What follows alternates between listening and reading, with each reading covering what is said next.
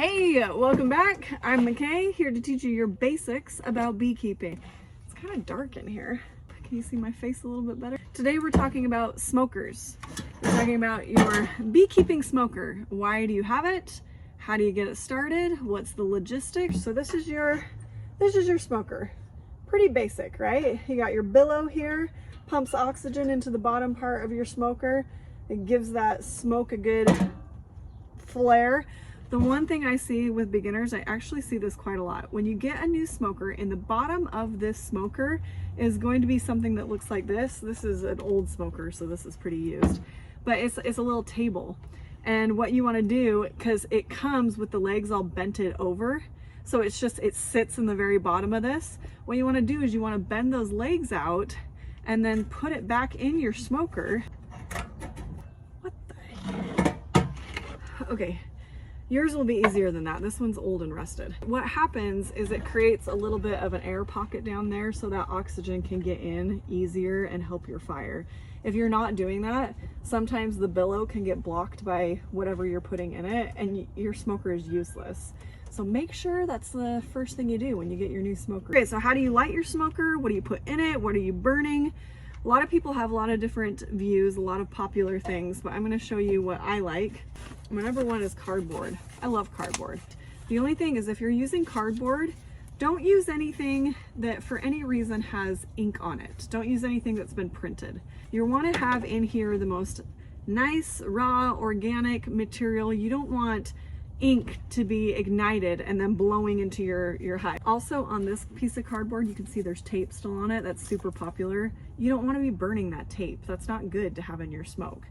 And I like to rip this so it kind of has some different edges and textures to it that the fire can hold on to. I really like the cardboard that has the ridges in it. It gives it a lot of surface area for the fire to grow. And then wherever my hive is, I'll just reach around and grab some dead stuff around the area, some dead leaves or twigs or whatnot, some just small like kindling, and put it in here too. Then I'll add like straw. This is straw, but also you can add pine needles. Those are really great because they pack down pretty dense.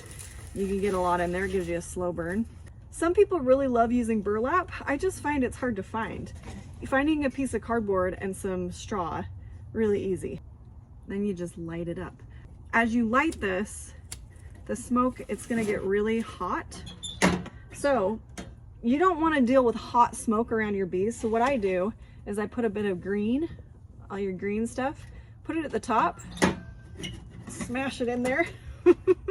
So the smoke will then run through that green and it cools it down a little bit, that the smoke is not as hot. And see that? You want a white smoke. See how white and beautiful that is? I did such a good job. That's really nice. If the smoke is coming out gray, black, try it again. Clean out your smoker. You want a nice pure smoke. That's lovely. Another purchase that I made that I love is this little smoker. Look how cute that is. This is for little hands. And if you have a little person, you can get this smoker going and they can push on the billows. It's got a little hand protection here that it doesn't get too hot. But this is great because a lot of times when you bring kids to the hive, they want to use their hands and like grab the bees and poke things. You'll find that they're not afraid at all. So if you have something in their hands, I usually give them the smoker. I'll give one of the kids a brush. This has been really fun. You just light it the same way. Okay, so why do we use smoke? The guard bees at the entrance of your hive can let the entire hive know within 3 seconds that there's an intruder in the hive purely by scent, just by the pheromones, the alarm pheromone that they're putting out into the air.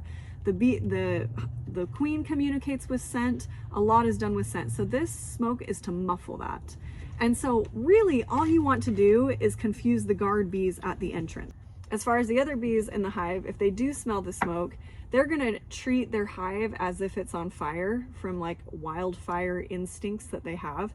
And what they'll do is they'll hunker down and they'll protect the queen. They won't be flying as much. It calms them. They start gorging on honey because they're afraid they're going to have to relocate. So they start gorging on as much honey as they can. And that will lengthen their abdomen and it makes it a little bit harder to sting. So that's another bonus. But the main thing really is those guard bees. So you have to learn a little bit about guard bee behavior so you know how to use your smoke. Because if you're using too much smoke, you're contaminating the honey. That's one way that you can destroy your honey, is by just blasting it with smoke. Also, the bees are breathing that as well. So it's not healthy for the bees to have a ton of smoke being blasted in their face. You want to use as minimal smoke as possible. And this smoker is still going. I mean, you want a long, look at that. That's great. You want a long, just steady smoke, just so you have it nearby. So you open your hive, you're able to use your smoke, and then you have it nearby just in case of emergencies. One of the reasons that you would want a smoker on hand is that when a bee stings someone, the stinger is ripped out of the bee's body. And when that happens, it actually emits a scent.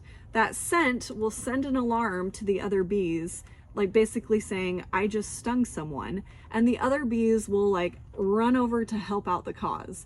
And so I've noticed if I get stung, I usually see other bees coming to that area. And so if you can grab your smoker quick and just give it a couple puffs in that area, like just smoke your hand real good, you usually don't have an issue with that. So keep your smoker nearby, keep it running.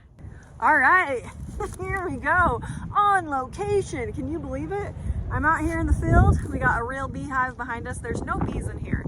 It's waiting for bees to come this Saturday. But I need a new hive stand on here. There's a lot of work that needs to be done to get this ready for new bees. But it's perfect to talk about smoke, all right? So we have our beehive here. When you approach a hive, never approach it from the front. This is the landing board. They're gonna be coming in and out of here, working like crazy. If you disrupt the bees from working, that's when they start getting irritated. So make sure you're out of the flight path. Don't stand in front of the flight path. Come here to the side, check out what's going on. I like to sit and watch the entrance of the bees. You can learn a lot of things. Sit and watch it for a second. Then you're gonna take your trusty smoker. You're just gonna give 2-3 little puffs at the most, all right? You don't want to smoke out the bees. What you want to do is confuse those guard bees that are sitting at the front here. Now the guard bees are surrounding the hive. They are guarding, they are protecting the hive. If you think about beehives in the wild, they don't have 4 walls. They usually are just their honeycomb and the bees themselves. So they are used to protecting all angles of this ball, of this mass of bees. So that's how you want to think of it with this. So you have guard bees at the entrance, but you also have guard bees at the top, and you have some guard bees potentially at the sides, all right? So that's what the smoke is for. So puff the guard bees at the entrance, and then when you come up to the top here, you're gonna do a little peek, and you're just gonna send a little puff inside, all right? Set it down, set your smoker down, pull off your top. You have your top cover on here, same thing. Peekaboo, I'm sorry I said peekaboo, but just a little bit of puff in there, all right? Open this up, and then you can start working with the top box. Once you're done working with the top box, you wanna go on to the bottom one. Same thing, you just lift a little crack, squirt in maybe 2 puffs of smoke. Do not over smoke your bees. It's not gonna be good. You really are just wanting to hit those guard bees. Then you can take this off and start working on the bottom, all right? A lot of people think that if your bees start getting real riled up, they start getting really crazy, they start really flying and going nuts, that the answer is more smoke. A lot of times the answer is you're too antsy. You've brought a lot of big energy to the hive. You're going through things really fast. You're jarring the equipment as you're using it. And sometimes that's just a sign to step away, take a breath, and revisit what you're doing. Sometimes it's a sign that like you're done. You wasted your time there. The bees are all riled up. They're not gonna calm down. You just gotta close up the hive. I strongly believe that you can train your bees.